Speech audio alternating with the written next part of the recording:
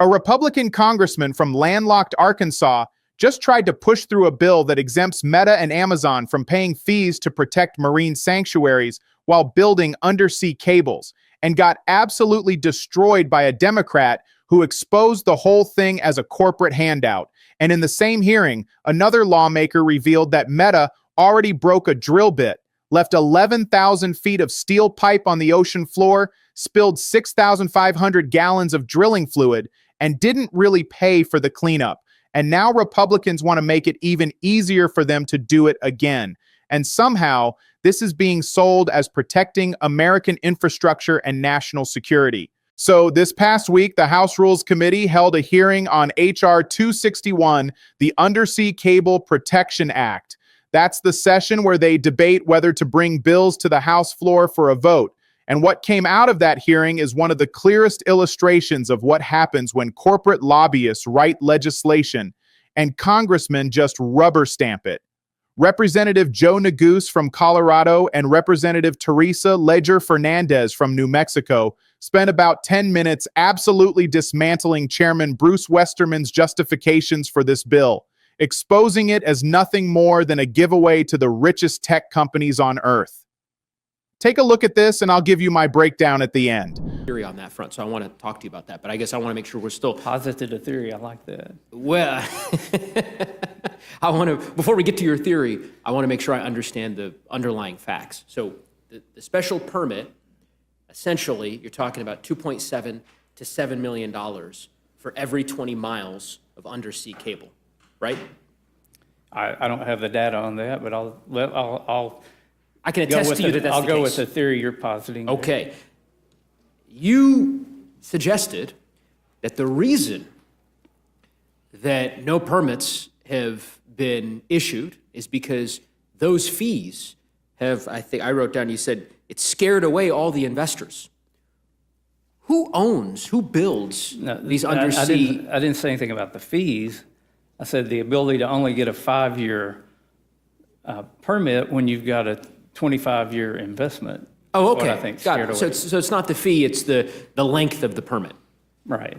So then why not simply ensure that your bill, which my understanding there was an amendment in the full committee markup on this front, would still have the permit fees attached?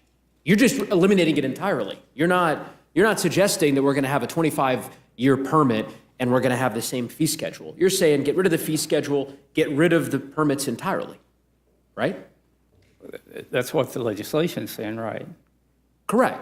So I guess what I'm getting at is, what I'm trying to understand is, if the argument is that acquiring a special permit is going to cost a company between $2.7 to $7 million for every essentially 20 miles of undersea cable, if the argument is that that is going to disincentivize these companies from developing the undersea cables, a reasonable question to ask is, who builds these cables? Who owns these cables? Well, right now, Huawei's building most of them because I'm talking about here in the United States. Well, that's the problem. We're not building cables in the United States like we need to be building them. Okay, I'm going to read you an article. This is from earlier this year. The headline, Meta plans to build a $10 billion subsea cable spanning the world. You're familiar with the company Meta? I've heard of them. Okay. The parent of Facebook, the parent of Instagram, the parent of WhatsApp, second biggest driver of internet usage globally, right? Building apparently, according to sources, 40,000 plus kilometer project that could total more than $10 billion of investment. Something tells me that Meta is not dissuaded to build this mega undersea cable by the minuscule fees that are being charged through the special permit process at NOAA. And I guess that's my point. I don't know that it's a lot to ask of these multinational global companies to pay a modicum of a fee to NOAA to protect some of the most treasured places with marine life in the continental United States. Do you disagree? Now, what do you call a modicum of a fee? Well, Are you telling, you're saying, 2.7 million per 20 miles? you're saying we're charging Meta too much? You think Meta? We're not charging them anything right now because we're not laying any of these cables. Because Meta refuses to pay. Because they refuse to go and buy I think you should rename this bill, essentially. It's the giveaway to Amazon and Meta bill. Let's just, from now on, we're not going to require Meta or Amazon or these large technology companies which build the undersea cables. These aren't mom and pop technology companies in Arkansas or Colorado that are building these cables. It's Meta, it's Amazon, it's all the huge multinational corporations. And this bill essentially says that those companies don't have to get a permit anymore to build undersea cables.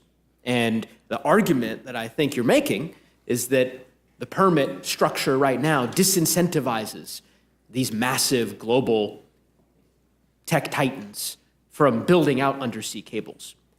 I think, in my view, this is both misplaced in terms of the priorities that the House should be considering in light of all the challenges that our country faces. But I also think that it is a giveaway to some of the largest companies on planet Earth, and I'm not really understanding why House Republicans have decided to prioritize it. But I want to give you a chance to respond. Well, I just understand we have differences on the way policy should work, but right now there is no fee being collected. Nobody's laying these cables across sanctuaries because of the restriction of a 5-year permit, if they do, on top of all the other duplicative permits that it takes to lay the cable.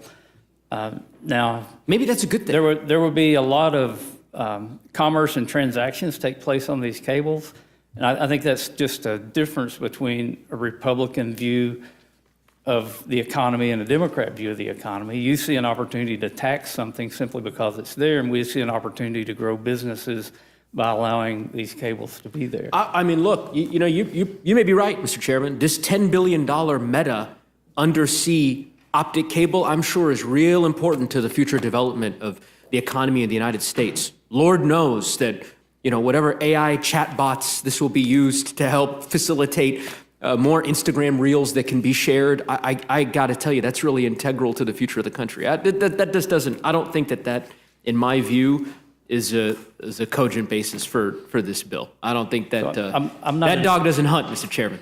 Yeah, well, I'm not an expert on cash flow analysis for a data company, but if somebody will spend the money to put the cable there must be a market and a reason to put that cable there. So I think we should let businesses have the opportunity to go through a permitting process that's very rigorous without a footnote that says, oh yeah, you go through all the permitting process and you can only build your project for 5 years, which is basically saying you're never going to put a cable through this sanctuary as long as this 5-year permitting process is in place. Requiring the richest companies on planet Earth to pay a small fee before they build undersea cables that implicate some of the most sensitive marine life in our country doesn't seem like a big ask.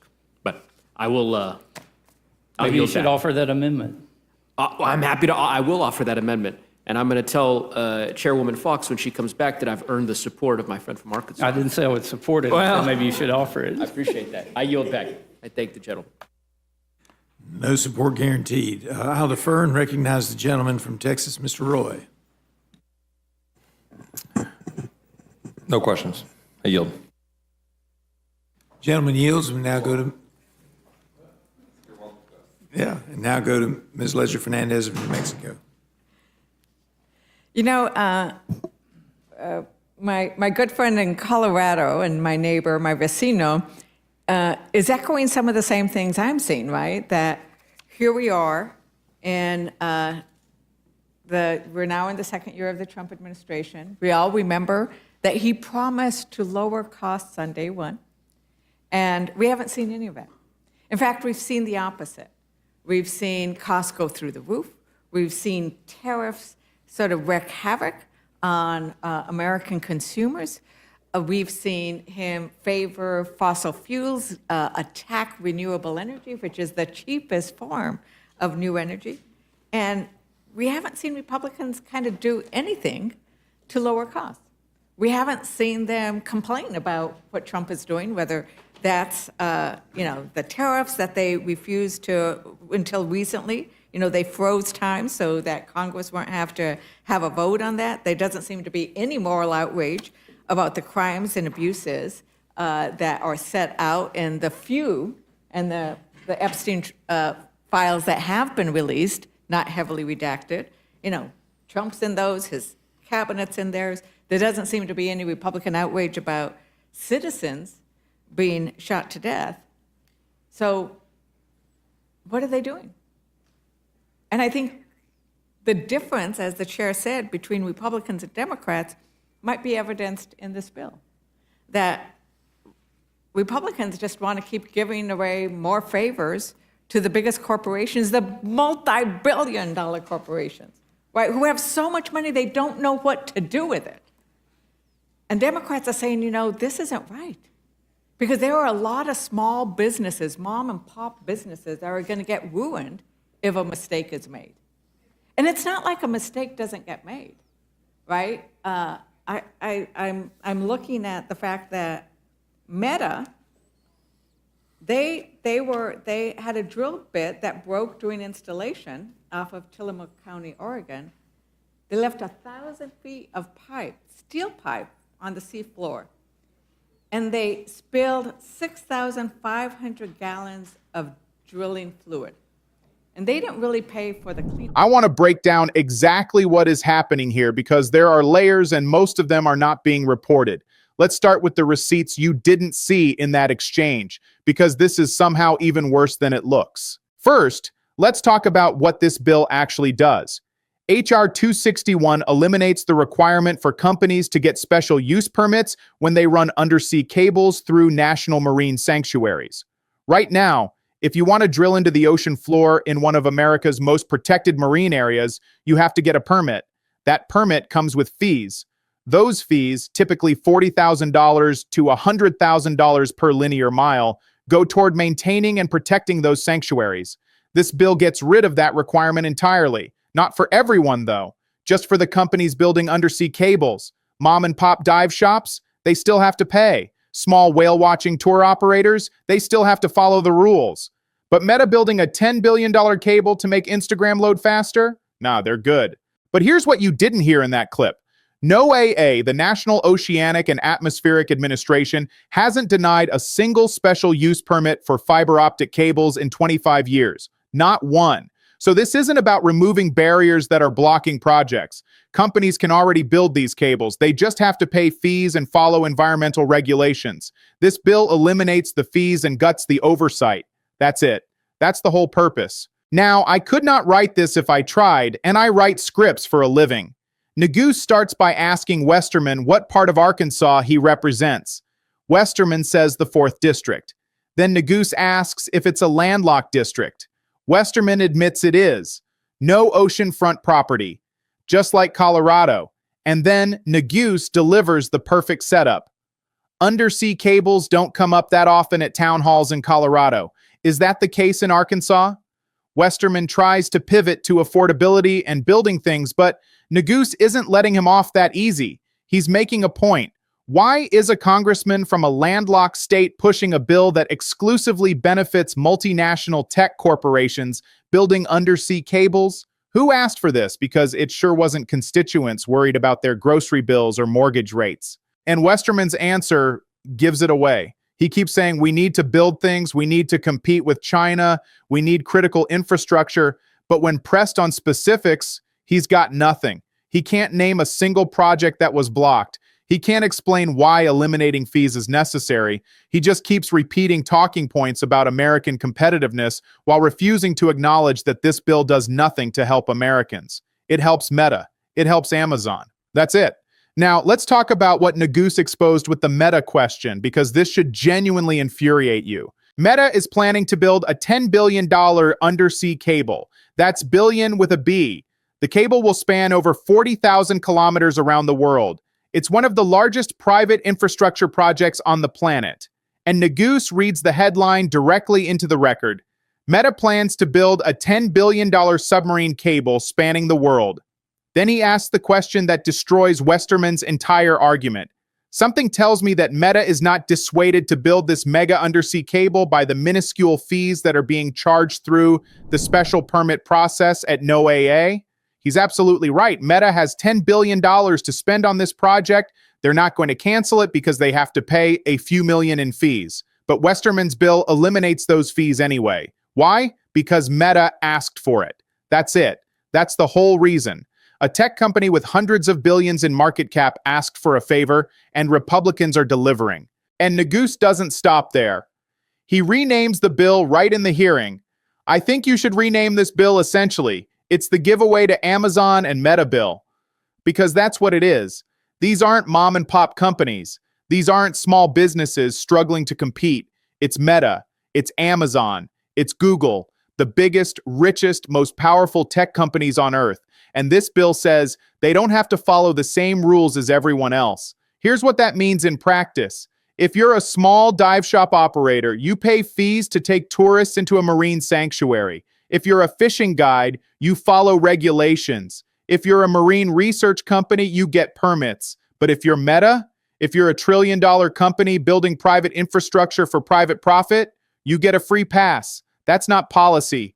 That's corruption. What you just watched wasn't just about undersea cables. It was a pattern. Let me show you what I mean. Hey, Neguse asks why we're prioritizing this bill when Americans are dealing with rising costs across the board. Unemployment is up, mortgage rates are up, inflation is up, and Congress is spending time on a bill that helps Meta avoid paying fees? That's the priority? Westerman has no answer. He tries to claim that building cables will somehow lower costs for regular people. It won't. These cables are for corporate data centers and cloud computing. They're not for you. They're for Amazon Web Services and Facebook's data farms. And then Neguse delivers the knockout punch. He talks about what Meta's cable will actually be used for. Whatever AI chatbots this will be used to help facilitate more Instagram reels that can be shared. I got to tell you, that's really integral to the future of the country. He's dripping with sarcasm. And he's making a critical point. We're not talking about hospitals. We're not talking about schools. We're not talking about critical public infrastructure. We're talking about making sure people can upload Instagram reels faster. That's what Meta's $10 billion cable is for. And Republicans are bending over backwards to make sure Meta doesn't have to pay fees to protect the ocean while they do it. And then with Representative Ledger Fernandez, and you saw this at the end of that clip, she brings up something even more damning. Meta already screwed this up once. In Oregon, during a previous cable installation, Meta broke a drill bit. They left 11,000 feet of steel pipe on the ocean floor. They spilled 6,500 gallons of drilling fluid into the water. And according to Ledger Fernandez, they didn't really pay for the cleanup. That already happened. Meta already caused environmental damage and walked away without covering the full costs. And now Republicans are pushing a bill that would make it even easier for them to do it again. Except here's the thing. This bill doesn't just eliminate fees. It eliminates accountability. Ledger Fernandez asks Westerman directly, is there anything in this bill which would require corporations to clean up their mess if they made a mess? And Representative Alt, who's also testifying, confirms, not my read. There's nothing. No cleanup requirements, no insurance mandates, no bond requirements, nothing. So when Meta inevitably screws up again, and based on their track record, they will, who's paying for it? Taxpayers. You are. Let me give you some context you couldn't get from just watching that exchange. Westerman keeps claiming this is about removing duplicative regulations. But when you actually look at the law, there's nothing duplicative about it. Yes, cable projects have to comply with multiple environmental statutes. The National Environmental Policy Act, the Endangered Species Act, the Marine Mammal Protection Act, the Coastal Zone Management Act. Those are all separate laws covering different things. The special use permit for marine sanctuaries is on top of all that because marine sanctuaries are, by definition, the most sensitive ecological areas in the country. They're not duplicative, they're cumulative, and they exist for a reason.